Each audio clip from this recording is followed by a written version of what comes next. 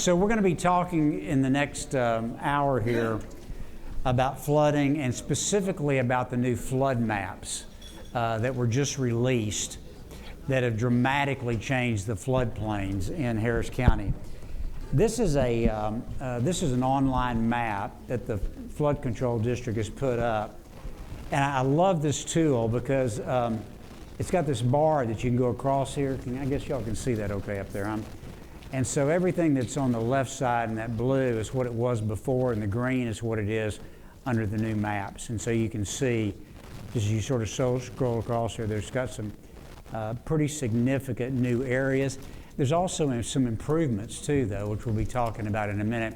But you can go down to very, granular level and find your house on this and find out if your house changed or not. So I'm going to be sending out an email.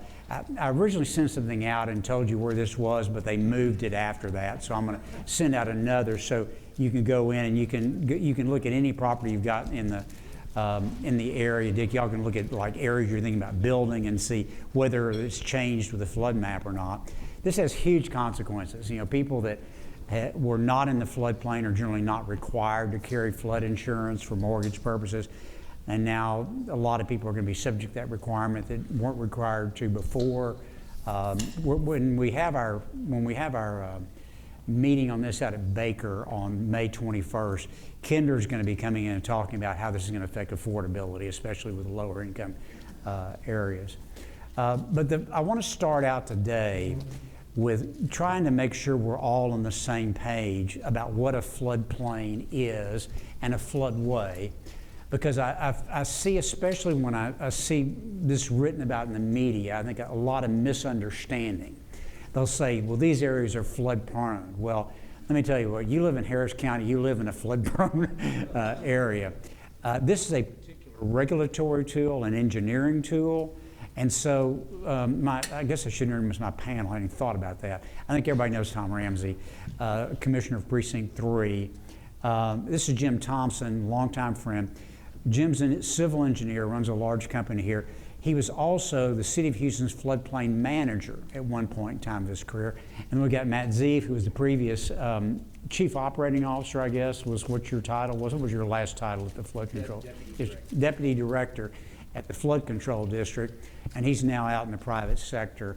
And so these guys know this topic cold. But Jim, I want to start with you. Can you give us a little bit of a primer about what does the floodplain really mean, and how does that concept come into existence, and from a regulatory structure, what does it really mean? Okay.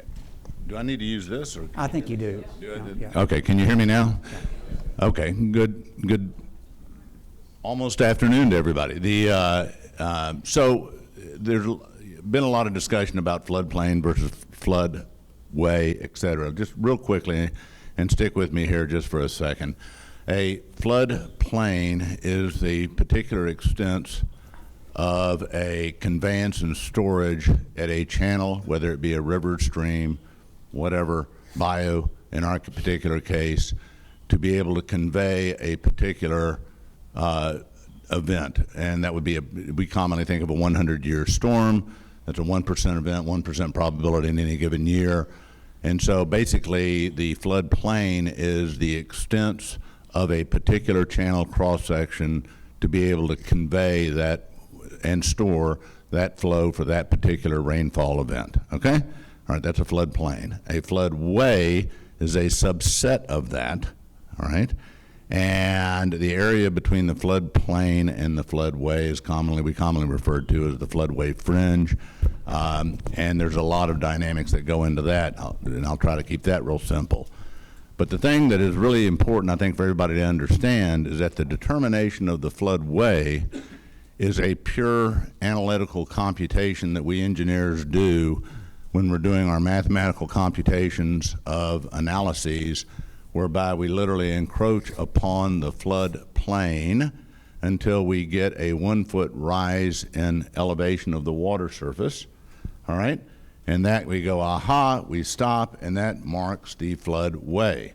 So the determination of the floodway is really a engineering analysis for the use of government agencies that then go forward and actually employ various restrictions or criteria that they implement with regards to development within the floodplain or even the floodway in some cases.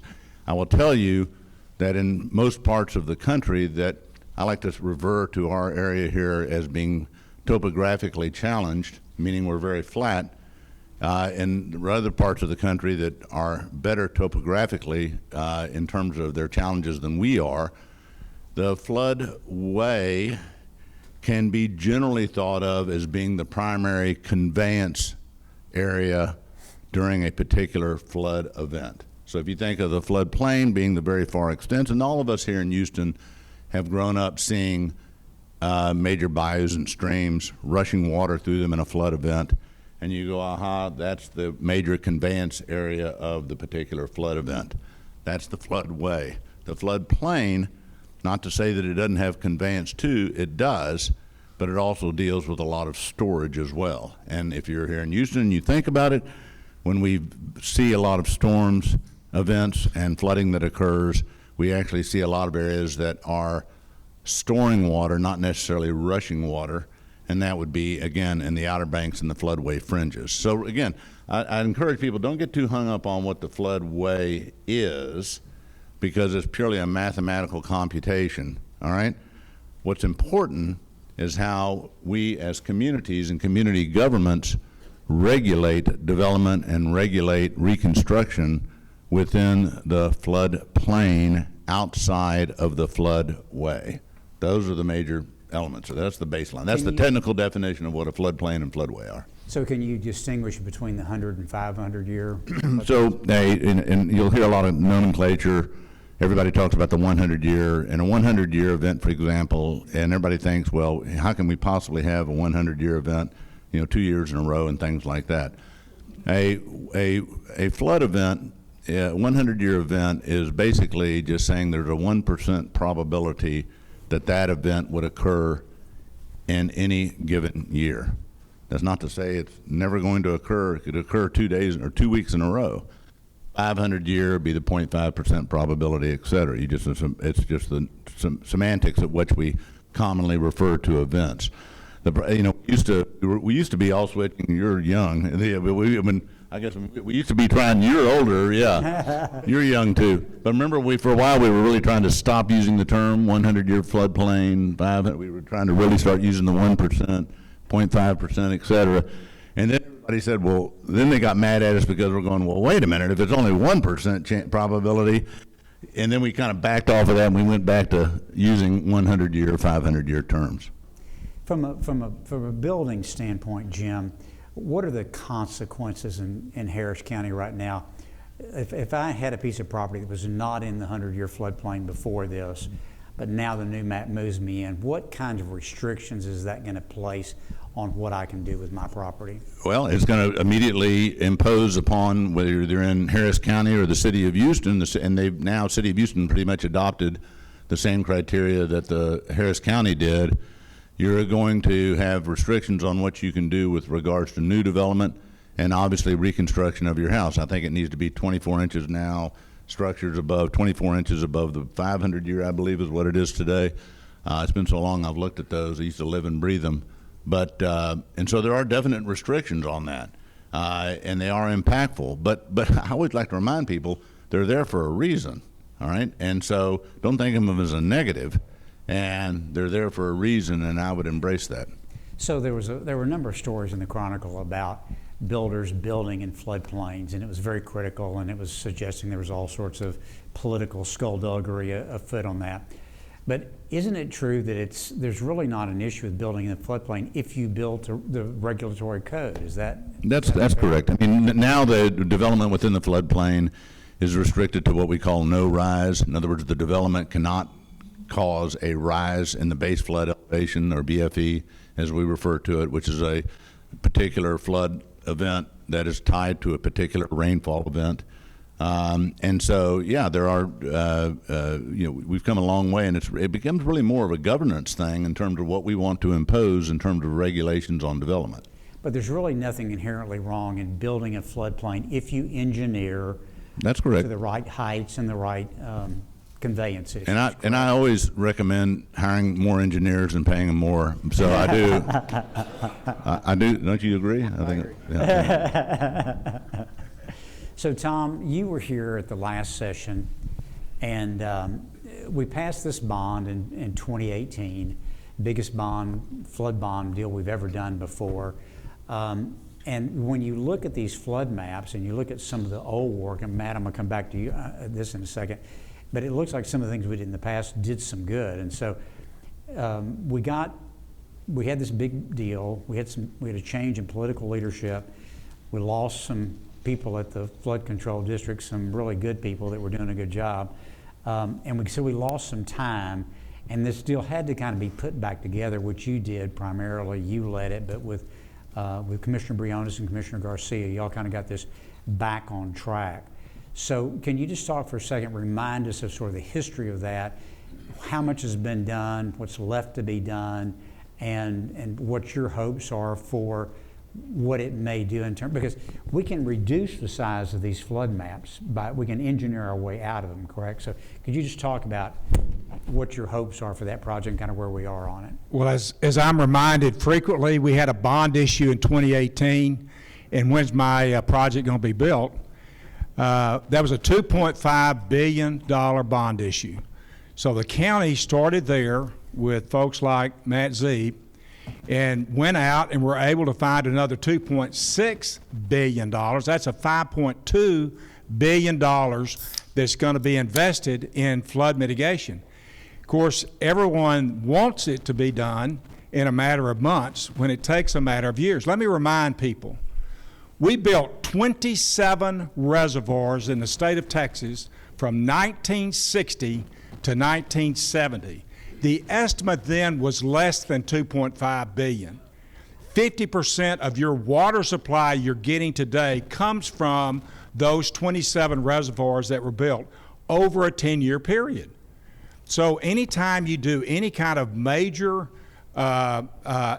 infrastructure, particularly when it involves as much land as this does, you're going to run into huge regulatory issues. Fish and wildlife, I need to go live there for a week to try to get some things moving, because they can slow you up, as Matt can attest to, probably years, not to use that as an excuse, but more as an explanation of where we are today. We did put together back last year to try to get this thing back on track, a plan to do projects. We got 5 people, and then some days that's not easy to do, to agree to a particular plan. We got that particular plan done. Now it's being implemented. Over the next 3 years, there'll be $3.5 billion worth of construction done in this county. And some of that is deadline related, and if you want to come back to that later, I can.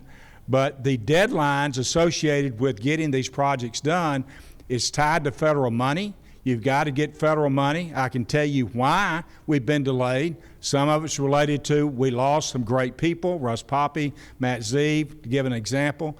But the other impacts was George P. Bush. Now, I try to be real clear when I'm discussing it. He cost us 2 years, because when he came up with his original plan, Harris County was going to get $0 after Harvey, when 95% of the problem happened in Harris County. Well, fortunately, we've got a real general land officer in right now. The head of GLO is Dawn Buckingham. I call her Annie Oakley, and she goes out and she gets things done. We are on the right track, but we've got some pressing deadlines facing us that we need to address. I think we've got a plan to do it. There's 11 projects that is referred to as DR, disaster recovery. We must get those bid, we must get those constructed by 2027. Well, it's 2026. Well, that need to be under construction, pretty much done by 2027. All of them have been bid. There's a couple of them that we're watching very closely. I've pretty much taken that on as responsibility. So if we don't meet a deadline, you can blame me. So it's good to know that someone to blame when something happens, but when you need something done and you really think it should be important, y'all aren't interested in finger pointing. You're interested in getting projects done. Working with Don Buckingham and the GLO, we have a plan in place. Today, we have a plan in place. If we get them all bid, which they're all bid, if we get them constructed over the next 18 months, we should be fine. There's going to be probably a need for a request for an extension, but I think if we got 80% of the project in the ground, we got a real good chance of getting an extension. So that's more or less where we came from and where we're going on the 2018 bond, and they're making a huge difference. We could see the difference just in the barrel storm that we have, even though that wasn't as big as anything that we can compare it to, but you can see real differences made in neighborhoods. So I'd asked Tom this morning to talk about this deadline. Some of you have seen there's a story in the Houston Chronicle. I think it was this morning or yesterday, I don't remember now. But basically, if you read the story, you thought we were getting ready to lose hundreds of millions of dollars because they weren't meeting the deadlines. And Tom and I'd had this conversation before, so I kind of knew that Don Buckingham had already said they're going to give us some more time. And so I just wanted to make sure that for those of you that happen to see that story, you know, these deadlines are real, they're issues, but it looks like we're going to be okay. Is that a fair? Well, let me be clear, we haven't gotten an extension yet. And what I know is if we don't get the projects bid and we don't get them under construction, we won't have a hope. So right now we've got them all bid. We're going to get them all under construction, at least those 11 targeted projects, those 11 critical projects. We should be, they are going to total roughly $230 million, and they're in all 4 precincts, so they're throughout the county. And I think the main thing is we have a plan to get it done. We are meeting weekly with the GLO, keeping each other posted. So we're not all sitting here in silos trying to figure out what we're going to do. I think we're in good shape on that. So Matt, let me ask you for a second. When I was going through when I was moving that slide back and forth, I noticed a lot of areas that were white that had turned green. But I also noticed some areas that were blue that turned white, indicating they've been taken out of the floodplain. And so can you kind of describe how that took place and some areas where that happened? Do you want to you can turn it back on? Yeah, where you want to go to? Down to Sims Bayou or something? we can look at Sims, we can look at Hunting Bayou, we can look at Bel Air on Brays Bayou.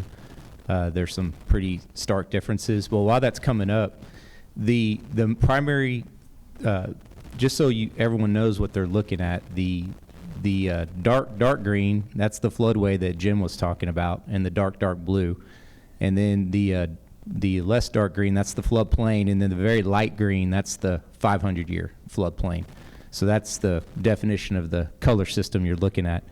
And when you look at Bel Air, where we're looking now, the flood control district with the U.S. Army Corps of Engineers, it's about a 30-year project, maybe 40-year project called Project Brays, but they finished it back in around 2019, 2020. And the northern parts of Bel Air, closest to 59 West Park, are no longer in the 100-year floodplain because of all the work done on Brays Bayou. And that project took decades and decades and decades because it relied on federal appropriations until the 2018 Bipartisan Budget Act, which fully funded the Brays Bayou Federal Project, the White Oak Bayou Federal Project, and the Hunting Bayou Federal Project. And when you look at the Hunting Bayou Project, which was completed, I think, in 2022, that's the most drastic reduction of the 100-year floodplain in Harris County when you look at these map next, or the current version of these floodplains. And Bill will get over there. It's just inside the northeast corner of the 610 loop. I'm trying to see the maps here. Okay, I think this is in here, right? Yep. In the right place? And scroll down to the 610 loop. Oh, there we are. Okay, Yeah. here. And So that there, area right there, I guess I'm pointing and y'all can't see what I'm pointing at. So You want to run? Sure. So right here, and then when that's right there, and then we come over, and I can even zoom in even more.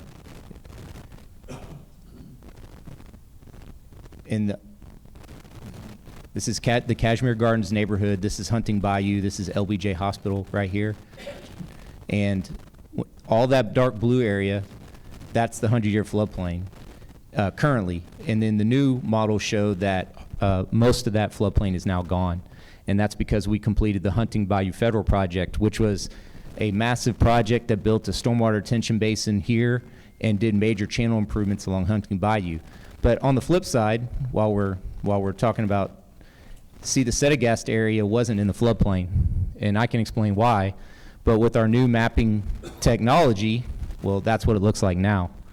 So there's a flip side on some of this new mapping technology where we were able to map areas that we weren't able to map before. And last but not least, I'll talk about one of the most successful projects in Harris County is the Sims Bayou Federal Project. That was actually completed in 2015, before Hurricane Harvey. And if you look at the old maps and you look at Sims Bayou, which is right here, you can say, hey, Matt, the floodplain was pretty small to begin with because that project was completed in 2015 and the floodplain limits were revised. But when we remapped the floodplains, design rainfall amounts went way up. These floodplain maps in blue are based on rainfall data last updated in 1998. The new floodplains are based on rainfall data that was updated in 2018. And those rainfall amounts went up around 30% everywhere in Harris County. But the floodplain stayed the same on Sims Bayou.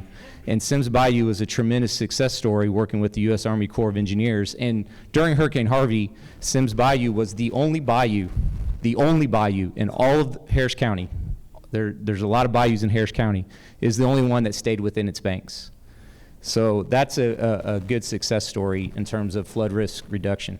So to me, the takeaway from this is, if you're willing to spend the money, you can engineer your way out of this problem to a very large extent. Now, we live on a big flat coastal plain and we get a lot of rainfall, so it's never going to be perfect.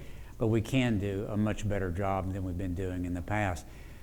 Jim, from your before you go on, I always want to make sure that when we're talking about this, whenever I'm out, I've been doing this now for a long, long time, unfortunately, and so because he's really old. Really old. But here's the deal. I want to remind everybody in here, and I support everything that both Matt and Tom are saying 100%. And look, we're all old friends. We've worked together for decades now.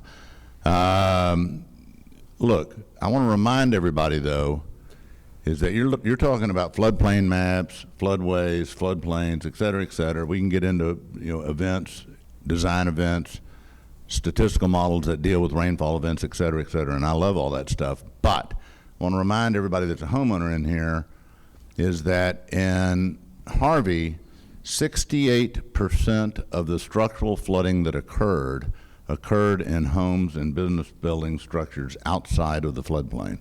And that was the old floodplain maps, admittedly, but they occurred outside of that mapped floodplain. In Tropical Storm Allison, if you remember that one back in 2001, that one was 65%. So they correlate very, very well. I remember I did the counting on the Allison back in the day.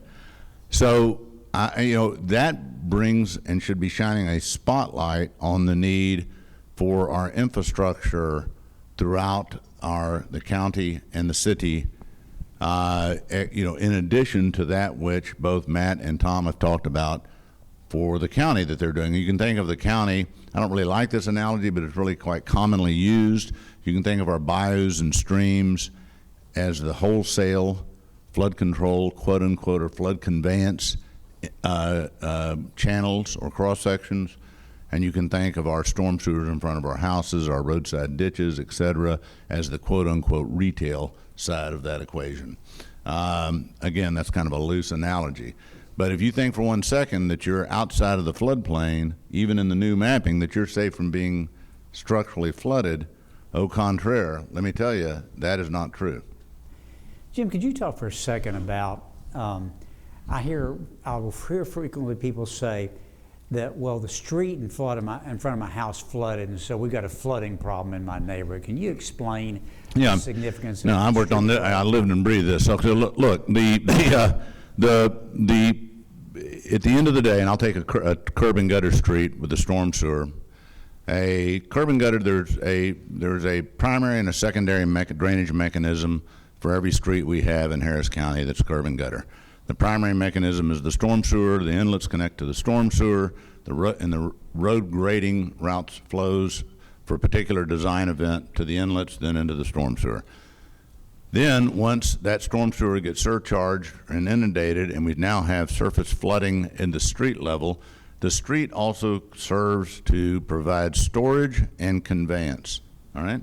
So it is intended to provide a secondary mechanism of conveyance and storage or flood protection for our communities and our homes.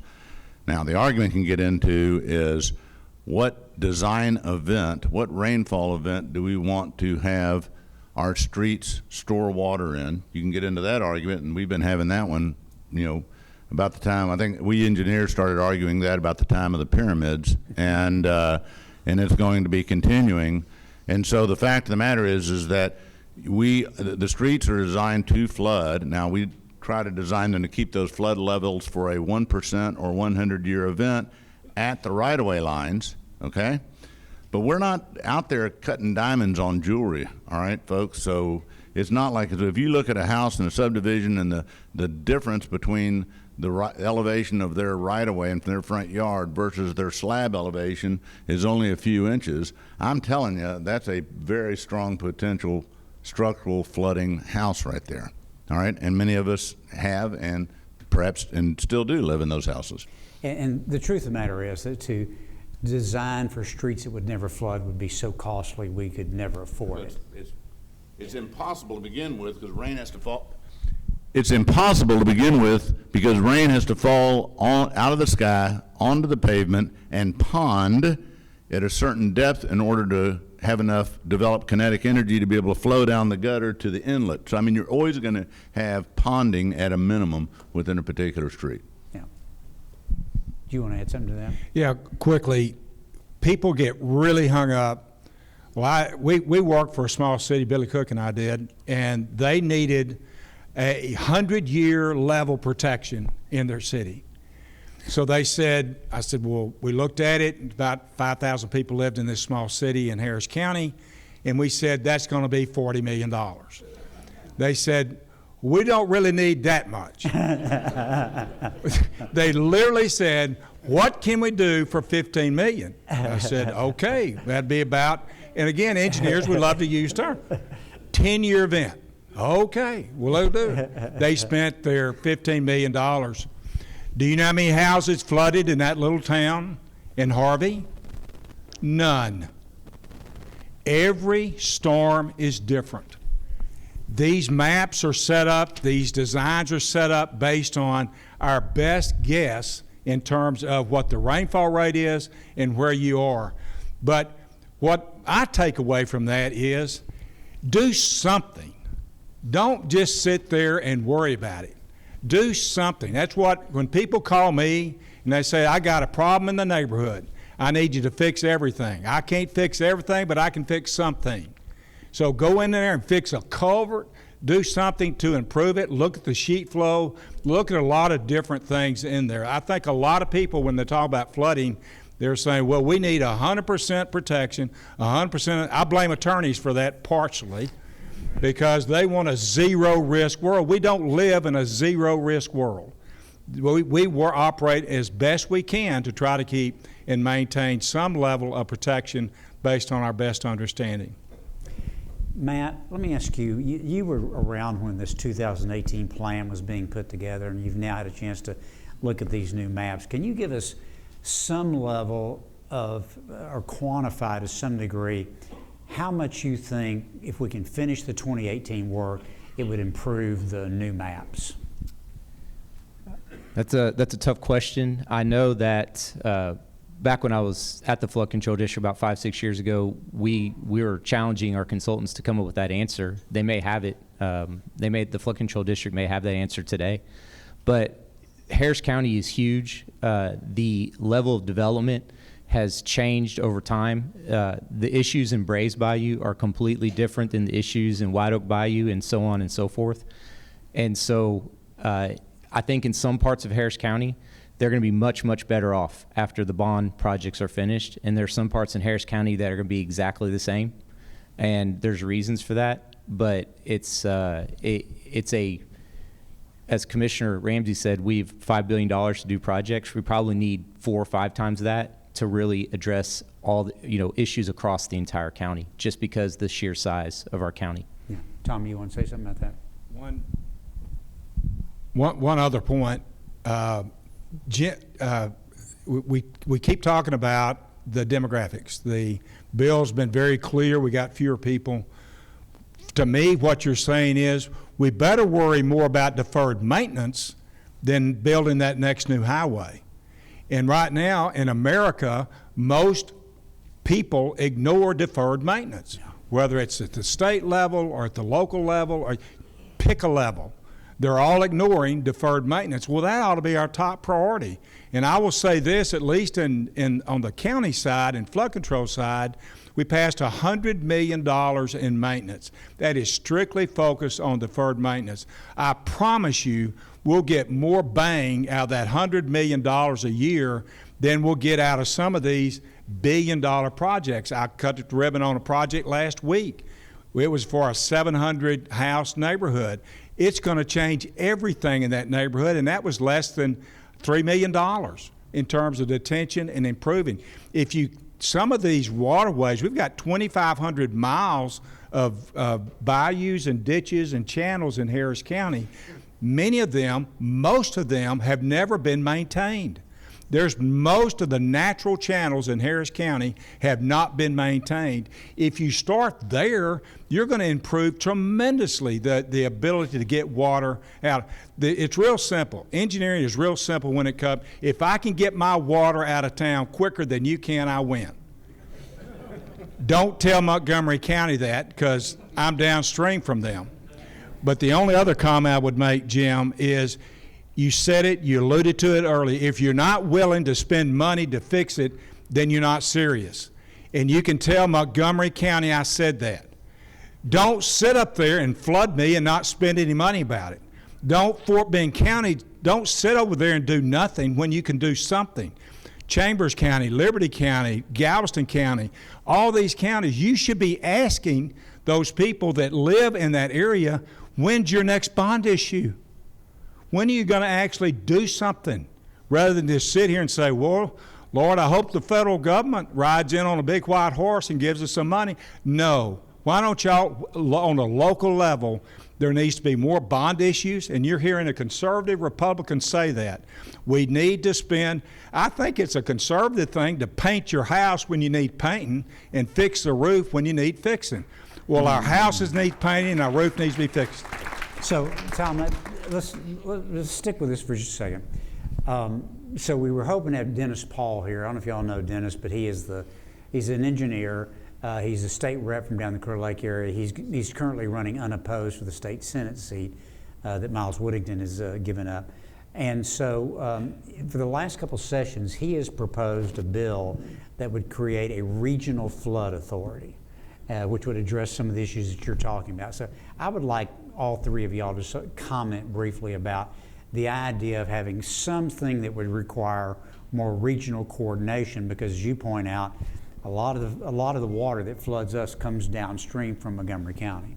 Well, the three of us have been doing engineering for longer than we care to admit, and certainly when we look at an issue, it's regional. When we start doing the master drainage plans, and there's one been done after Tropical Storm Allison, one after Ike, one after Harvey. So we do these plans and we do these models, but we're also limited when you have to depend on Montgomery County to do something, and they're going to only do so much, so you have to modify what you're doing based on what they're doing. So a regional authority would make sense. My only concern before I pass the mic is, if you're going to come to the party, bring some money. The only one spending any money doing anything is Harris County. No other county and I'll just throw blanket statement, and maybe I'm wrong somewhere, no one else is spending money to deal with the problem. So I think a regional authority might have a lot of merit. But if Harris County ends up paying for all of it, I'm not for that. I echo everything Tom said, and he's absolutely right. Regional authority makes all the sense in the world. Is it a political reality for the other counties that are surrounding Harris to be able to spend the same spend? I mean, are they going to do it? Any regional authority created would need to have teeth in it in order to make the spend in the other counties certainly, on equity with what Harris County is doing. Jim, are the regional river authorities, is that a model that we could look at? It is, but don't forget the river authorities have so much more of a broader remit with regards to water supply and other issues that they deal with, and so it is a model. And but once again, flooding occurs outside of that particular floodplain area of a particular river, and so there's extent of that flooding. You could very quickly. You need to make sure that a regional authority has the remit again to govern the entirety of the areas that would impact adjoining areas, and then have teeth in order to require them to do the spend that is necessary, and that involves taxation or other means of raising money, and you know how unpopular that is. Yeah. Matt, you got anything to say about that? No, Jim hit the nail on the head. I've had the opportunity to talk to a lot of leaders in some of the surrounding counties, and the tax thing is an issue that may be tough to overcome, the additional tax. Yeah. Okay, let's stop and take a few questions from people. Wow, look at this. Here. Mr. Cavanis. You've mentioned a number of bios in your discussion this morning. What projects, if any, are planned for Buffalo Bio to clean it out? The mayor talked about wanting to prevent flooding in West Houston, and I think Buffalo Bio is the means to do that. You start. You start.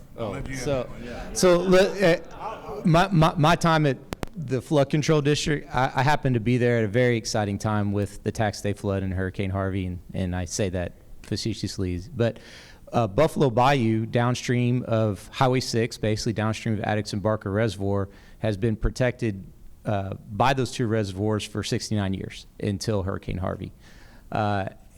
The two reservoirs provide a level of protection for Buffalo Bayou that was not equal to anywhere else in Harris County until the gates were opened during Harvey.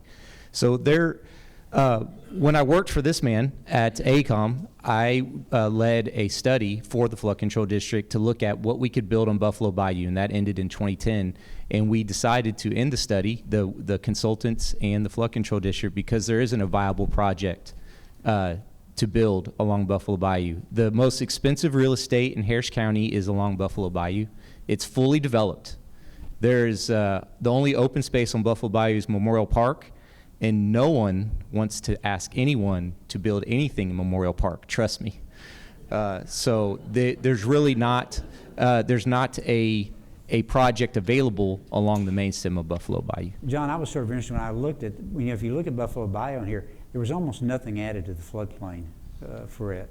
Well, real quickly on Buffalo Bayou, which I've done, I mean, literally hundreds of projects in and around and involving Buffalo Bayou, and I know it like the back of my hand, and I'm just telling you, I'm going to live to be I hope to live to be many more years ahead of me, and there ain't no way in hell anybody's going to touch Buffalo Bayou.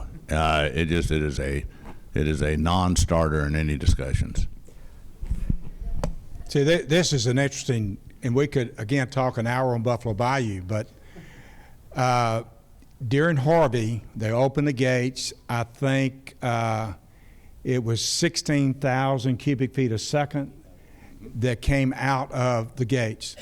Buffalo Bayou, at the point of those gates, could handle roughly 7,000 cubic feet a second.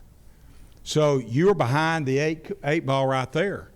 And so you know that. Well, there's been a study, and every place I go, I bring this up, and everybody looks at me like I'm crazy. Build a tunnel, go 120 feet below Addicks and Barker, take it to the outfall. The outfall would be the turning basin at the ship channel and 610, and dump it there. That's a 40-foot diameter tunnel that'll move 16,000 cubic feet of water, and you then create some protection. Everything else we're doing now is kind of treading water. As I've told people, we can't dig enough holes in Harris County to mitigate our problem. At some point, we're going to have to do something bodacious and do like they built the ship channel from 52 miles to the Gulf, and now that's the largest port in America. When we get serious, we can build what we're talking about. Tunneling is no big deal. It's not complicated. The Romans were doing it 2,000 years ago. But it cost $6 billion to do that one, and you could do others. Let me get this one back here, Mike, and I'll come to you in a second. Yes, I am Imad Abdullah with Landmark Architects, Inc., and I offer the presentation on this specific subject. We always think of water draining west east to west, especially going to Buffalo Bayou. Fact is, Barker Reservoir has a 200 to 400 foot channel that goes all the way to Cinco Ranch to drain that area. And from the end of that channel, it's very easy to connect back to the Brazos River, which is just a few miles south on low land. Now, to give capacity to the Brazos River, right near, just west of Simonton, the town of Wallace, the Brazos River and the San Bernard River are within 4 miles or less. And you can drain from the Brazos to San Bernard, and land there is a lot cheaper to create a reservoir. And then that'll give you capacity in the Brazos River to take the water from Barker that flows west now rather than goes east.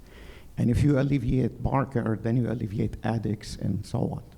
I have a complete paper. I'll be happy to pass it on to Bill on that. I think it made its way to some of our state reps, and I'm hoping something will happen. Interesting. Anybody got a comment on that? I've seen that concept before after Harvey. I'm unclear on how we're going to defy gravity. Gravity wants to take water from the west to the east, so I don't know how we're going to send it the other direction.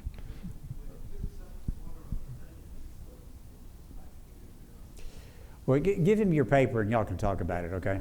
Mike? Happy to talk about it. So my buddy Dick Weekly and I have spent a lot of time biking on the bayous, and one thing I've always wondered about is we rely almost 100% on passive control mechanisms. So there's no, with the exception of the 2 reservoirs in the west, I think those are the only 2 with gates that you can control the flow. And I'm just wondering how y'all think about using more controls on all the new investments that are getting made, particularly given that the advances in sensor technology and the ability to develop a lot more situational awareness where, you might have a lot more rain in one area than another and so on. So how do you think about the control system for the whole system?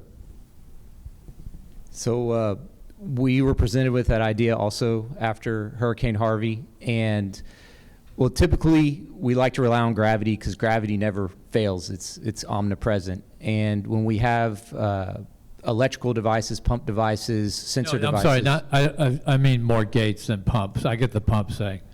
Oh, we also looked at that too. I don't know where that went since I left the flood control district, but that idea was being explored. I don't know if it ever got fully funded for a consultant to look at it, but the idea was, yes, if we have a certain rainfall event, and of course, as you know, rainfall is randomly distributed spatially, temporally. We never know where and how much it's going to rain.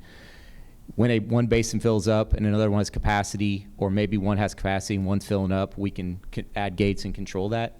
But again, I've never know if that study got any legs on it. You want to add to that? Quickly, probably the city, I'm looking at Joe Zimmerman back there, the city that does more gates opening and closing in this region, Sugar Land. They do a lot of what you're talking about. But probably some things we could do. I've got 220 MUDs in my precinct, 220 different districts that have detention basins for the most part. Put a pump in it.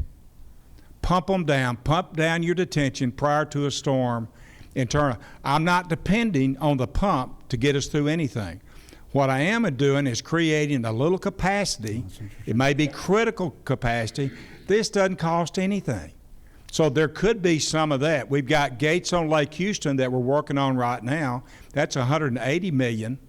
There's probably, 215,000 cubic feet a second go over that. The center of water in Harris County is Lake Houston.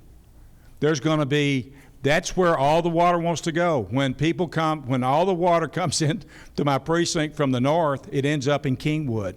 They are at the leading edge of most of the flooding in the area. And one other thing I'll mention, there'll be 18,000 homes built east of Lake Houston in the next 10 years. There is no surface water currently available east of Lake Houston. Brownwood, which started the subsidence district back in the 70s, where is that? Baytown. What's going to happen to Crosby and Huffman and that whole region in the next 10 years? They're going to sink. What happens when you lose elevation? You flood.